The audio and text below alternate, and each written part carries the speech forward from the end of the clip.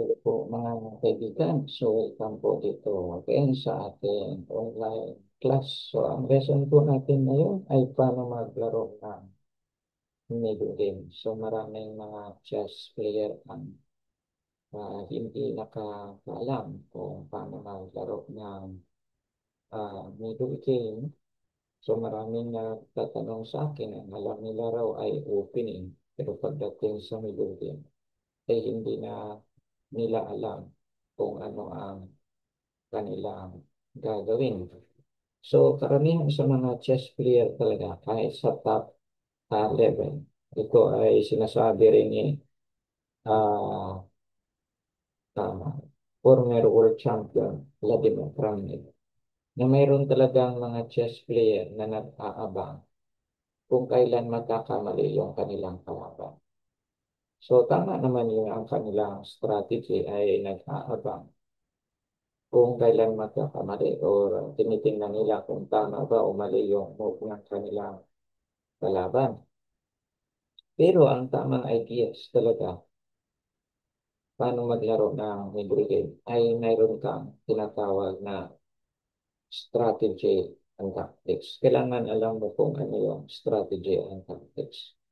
So matuto kang gumawa ng plano or tinatawag na game plan or chess planning. So ano yung game plan mo or ano yung uh, gagawin mo sa middle game. So for example, kung gusto mo mag-atake or mahilig ka talaga mag-atake, yun ang style ng paglalaro. So maghanap ka ng opening na, na mayroong atake or kung ano yung gusto mong ma-achieve sa opening. So yun ang gagawin mo.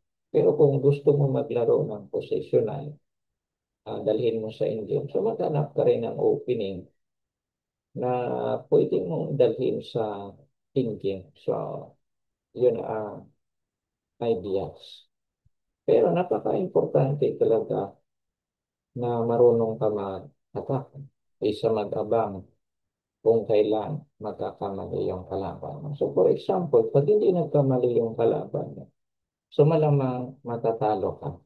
Okay. So ang topic natin ngayon ay paano maglaro ng middle game. Okay.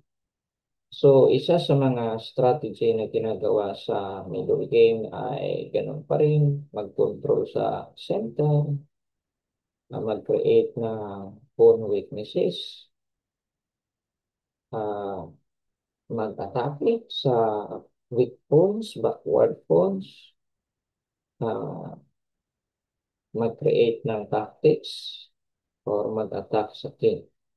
So, yun ang mga strategy na dapat mo pag-aralan at paano mag-create ng open lines para ma-attack mo yung kalaban. Okay. So, ito ang dapat nyo pag-aralan sa middle game. Tanungin niyo yung sarili niyo. Ano yung pinaka-importanting move sa middle game?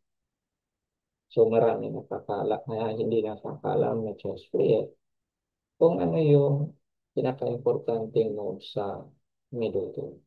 Okay, so ito lang ang inyong gagawin. Pag nagkaroon kayo ng atake, so tingnan nyo ng mabuti kung ano yung dapat nyo gawin. Tingnan nyo kung ma-checkmate nyo yung kalaban nyo or paano kayo magkaroon ng advantage tulad ng positional, material, space. So, kapag ganun ang thinking, ay magkaroon kayo ng magandang position. At matuto kayong mag-evaluate ng position. Kasi pag hindi kayo marunong mag-evaluate ng position, so ang nangyari dito ay hindi nyo alam kung ano yung posisyon na pinupuntahan nyo. So, kailangan alam nyo yung mangyari sa posisyon. Yun ang dapat nyo pag-aralan sa middle game. Okay, so tingnan po natin ito. So kung gagamit tayo ng strategy, atakin natin ito yung knight. So, pwede yan. Ganyan ginagawa ng ibang mga players. Pwede kung ititrade naman natin dito, ah, makadevelop ng atake yung black kasi kakainin niya ng knight. So, ma-attack yung bishop. So, ma-retreat. So, d5, pwede rin ito knight dito. Pero kung tingnan mo yung position, tanungin mo yung sarili mo kung sino yung may advantage dito. Advantage yung black dahil lamang siya ng isang pyesa. One piece up yung black. One piece down yung white. So, kailangan dito, kapag kayo ay one piece down, kailangan nyo mag-create ng counter attack. Huwag kayong makipag-trade ng pieces. Kasi kapag nakipag-trade kayo ng pieces, wala na kayong chance sa endgame. Okay, kapag magiging kunti na lang ang pieces sa board, wala na kayong chance sa endgame kasi one piece down. So, yung chance nyo sa middle game, kung makapag-create kayo ng counter. So, ang tanong kung ano yung pinaka-importanting move sa middle game. So, ito yung mangyari. So, nangyayari din ito sa mga player. Kung makipag-trade kayo ng queen, so ang result ay magiging in-game. So, hindi po ito maganda para sa white. So, ito yung tinuturo ko sa inyo ay paano mag-analyze and mag-evaluate na position. So, yung evaluation ng position, tingnan mo ang buong position. Dapat maintindihan. I-develop nyo ang inyong positional judgment. Okay, ang tinatawag na positional judgment ay alamin mo kung sino yung lamang, sino yung advantage. O yung sa tingin mo yung position, equal, advantage sa kabila, or advantage sa'yo. So, yun ang pinakamahirap i-develop sa isang chess player. So, dito kung ito yung decision nyo, makipag-in-game kayo, ay pangit po yan para sa white dahil lugi ka sa material. So, ah medyo masasabi natin na hopeless yung position mo kapag na-maintain ang kalaban mo ang kanyang ang kanyang posisyon. Kung hindi siya magkaroon ng blunder. So sa mga players na umaasa na baka yung kalaban mo ay magbablunder, possible yan. Kung ang kalaban mo ay hindi naman malakas, ay hindi naman mga dating champion o kilalang mga player, possible pa yan. For example, kung ako yung kalaban mo, possible pa na ako na magbablunder. Pero siguro ngayon, dahil alam ko na ito, baka mahirapan na kayo wag na kayong umasa na mag-blunder pa ako sa position sa middle game. Dahil na-discover ko ito after ako naglaro doon sa Osames. Ito yung na-discover ko sa paano mag-analyze sa middle game. So gusto ko po ito i-share sa inyo. Ito sana para lang sana ito sa mga nag-online class dito sa akin. Pero ito ay gusto ko i-share sa inyo para magkaroon kayo ng ideas. Kung nakikita nyo ang chess video ni Grandmaster Nigel Shore tungkol sa tactics. So, iba't ibang klaseng tactics yung kanyang ipinapakita sa kanyang video na masterclass. Tama yung sinasabi niya na dapat i-develop natin ang ating tactical ideas dahil magagamit natin yan sa middle game para mauwi natin yung game. Pagkatapos ay calculation.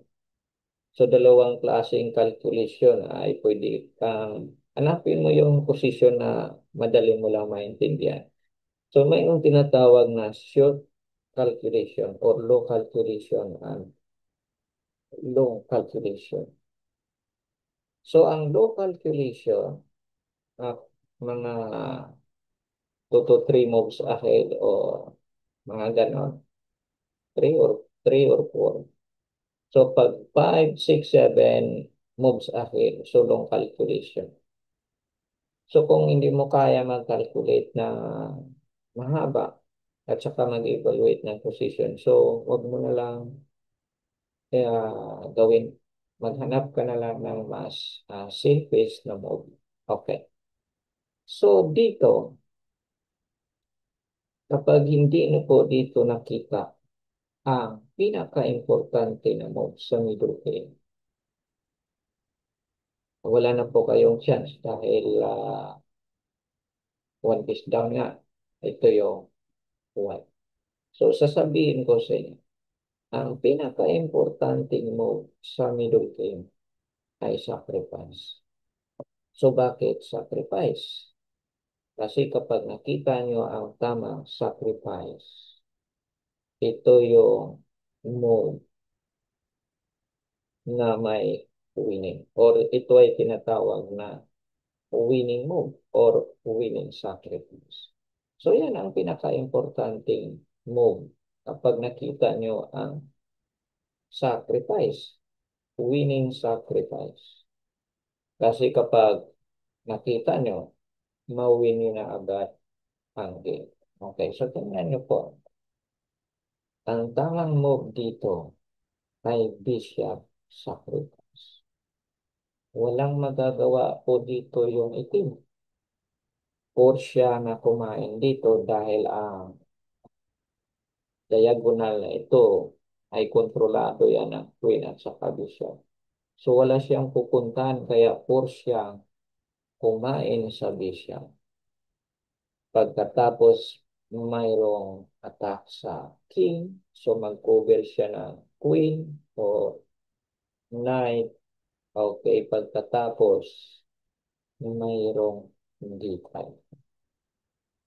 So yan ang tinatawag na winning sacrifice. Yung bishop. So kailangan alam nyo paano mag-atake. So para ma-develop ang inyong atake, ay kailangan nyo magbasa ng mga tactical position. So marami kayong makikita. Mayroon naman sa internet. So depende po sa klaseng tactical position kung pang intermediate, pang advanced, or pang master. So mas better kung hindi pa kayo master or candidate master. So mas better maghanap kayo ng mga posisyon ng mga 2 to 3 moves ahead. Tactics, 2 to 3 moves ahead. And win. So yun ang mas maganda. So huwag kayong maghanap ng posisyon na 5-6, 4-6. Maraming yung mga posisyon na magulo. Kasi yung mga posisyon na magulo, pang ano yan, pang standard. Standard game, mahaba po yung time makapag-analyze. Okay. So yan po ang ideas. Okay po, tingnan po natin yung next diagram. Okay. So ito ang next diagram position. So, kailangan po sa middle game ay marunong kayo mag-analyze. So, yung mga tactics ay hindi lamang nag-uukor sa middle game. So, minsan, ang tactics nag-uukor din sa in-game. So, kailangan i-develop nyo ang inyong skills sa pag-attack. Okay. So, tingnan nyo po ng mabuti yung position. Mayroong pass po ng black. Okay. So, ito, mayroon konting calculation. Okay, so mayroon po ditong tactics. Simple lang. So kung tingnan nyo kung ano yung good move. So for example, ito yung ideas. Okay. So ang problema, ang pass pawn ay na-attack. So pwede ito. Pwede ba ito? Knight C5. Rook takes, bishop takes rook. Eh, bishop takes bishop, rook takes rook, check. So, yan po ang mangyayari. Kaya lang, wala po ditong advantage yung makipag-trade ka lang. So kapag nakipag-trade ka, minsan tingnan mo rin yung mangyari. Lugi ka o hindi. Okay. So tingnan niyo po ang position. So ito yung ibang moves dito. Okay. Ang ginawa ng black ay nag-sacrifice, nag-create ng dalawang tactical ideas. Double attack and discover attack. So ito, knight dito, double attack. Discover attack. Okay. So force po dito yung white na mag-capture dahil checkmate yung kanyang king. So pagkatapos mag-capture ng rook takes, mayroon pong capture, check, tapos mayroon pong checkmate. So yan po ang nangyayari dito ay 3 moves ahead po yan para ma-make yung king. So meaning, ang move na sacrifice ay importante po yan sa middle game. Ito po ang hindi alam ng ibang mga players dahil takot sila mag-sacrifice. Or sa madaling salita, marunong ka magbigay. Dapat ka maging generous sa tamang paraan. So of course, huwag kang magbigay na walang kapalit. So yun ang kapalit ng sacrifice ay mayroong kang nakitang meeting attack. So tingnan po natin next example. So ito po ay middle game na naman. So kapag tayo ay mayroon ng atake, ay mag-isip na tayo kung paano natin mamatigil ang king. Kung hindi man natin ma-make ang king, ay maghanap tayo ng ibang moves paano tayo manalo ng material. Okay, so tingnan po natin ito. So kung i-move natin ang knight, tapos palitan natin ang queen, may winning yan. May 2 moves made yan. Queen F6 and Queen G7. Okay, ito po sa tactics po ito. Ang tawag po dito ay clearance of square. So sa mga ibang mga players dyan, hindi nyo alam kung ano yung clearance of square and opening lines of battle. So honestly speaking, sa during sa game ni Randall, yung dati kong player sa online class, dahil ako yung nag-assist sa kanya sa palarong pambansa. Sa crucial game niya, sa 6th round, 7th round. Ito yung kanyang game plan. Ito yung sinabi ko sa kanya. Paano mag-create open lines of attack. Eh, kasama na yung in-game. So, kasi marami na siya kasing alam na in-game theory during sa kanyang training dati sa akin.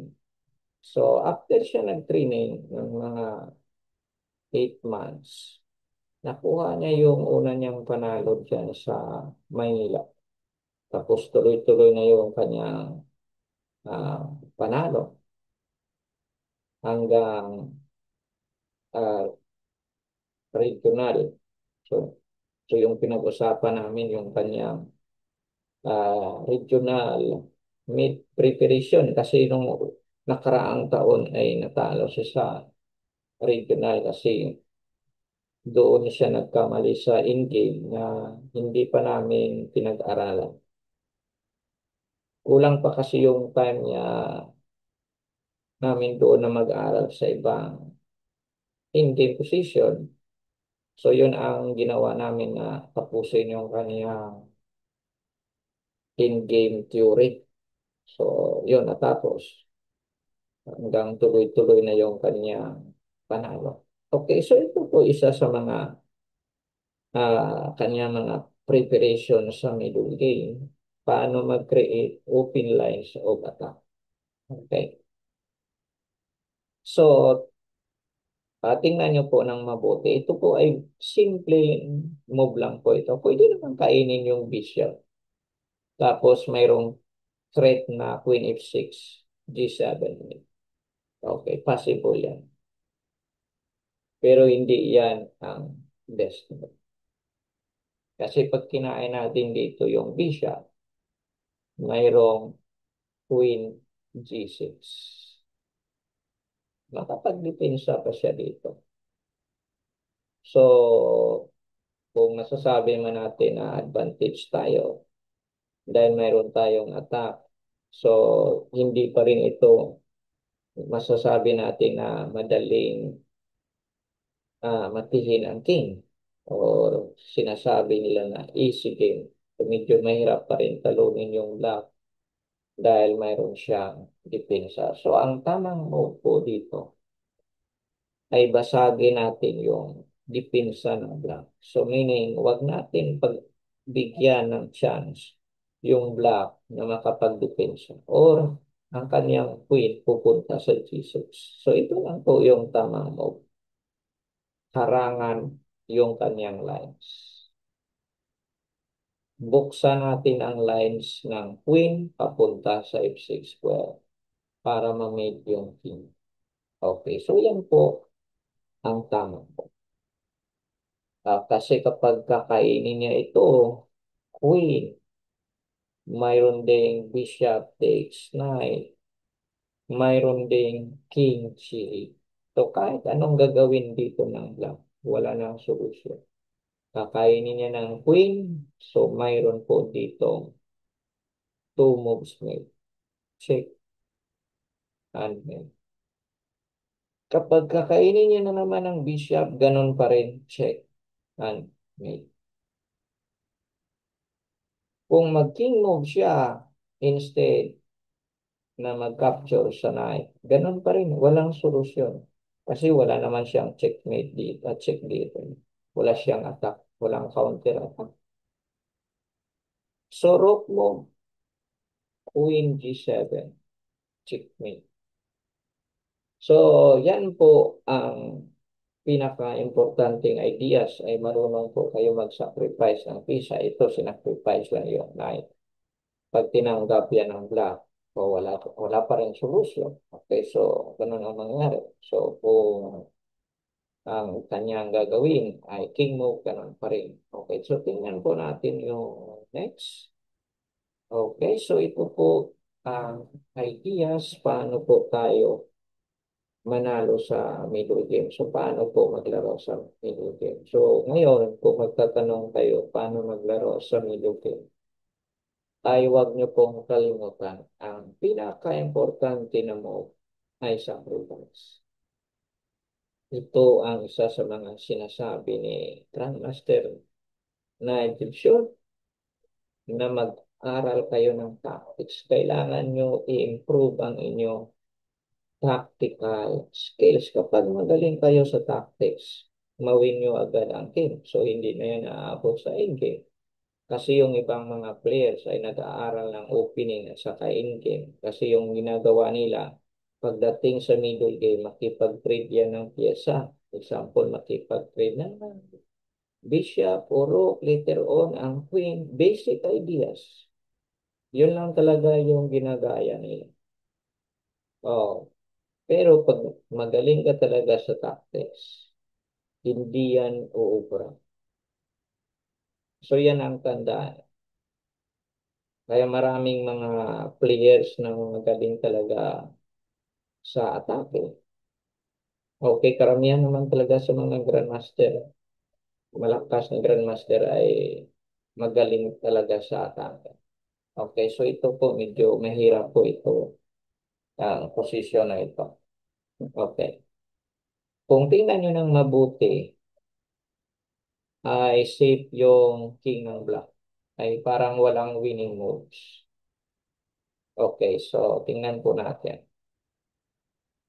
So, tingnan nyo muna yung checkmate pattern. So, yung knight sa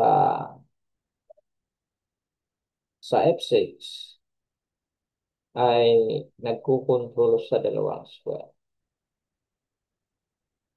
Ang knight sa E5 ay mayroong atake sa dalawang pawn. So, meaning, kapag nandito yung isang knight, checkmate yung king ng black. Okay, check.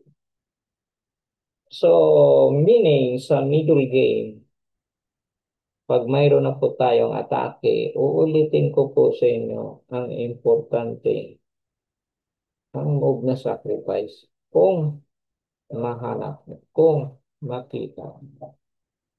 Kung makita niyo, wala na yan. Goodbye na yan. Winning na yan. Mananalo ka na agad. Okay, so tingnan niyo po ito ang move. Okay, so ito po ang tamang move ay queen sacrifice. Yan po ang pinaka-importanting move. Wala na po ditong ibang move na winning move po sa white. Yan lang talaga ang queen sacrifice. Pag tinanggap yan, after knight g6, checkmate yung king sa dalawang. So, ang kanyang ginawa dito ay kinain yung knight sa f6. So, mayroon po dalawang move dito. Queen takes pawn and queen takes bishop. Pero ang ginawa niya dito ay queen takes bishop nag-check. Kasi pag pumunta dito yung kanyang king, so mayroon po dito ang bishop e4, pag king g8, mayroon pong queen takes pawn, tapos may threat na ah, bishop check, o pwede rin mag-move ng okay, dito knight c6, may attack. Okay, so ito po ang mahirap, ang malakas na pyesa ang kanyang knight sa e5. So after checking g8 and then knight c6, mayroon pong double threat yan. May threat na capture, may threat na may okay. Sa mga hindi po nakakalam, panoorin niyo po ang isang video natin na may title na double threat or double attack.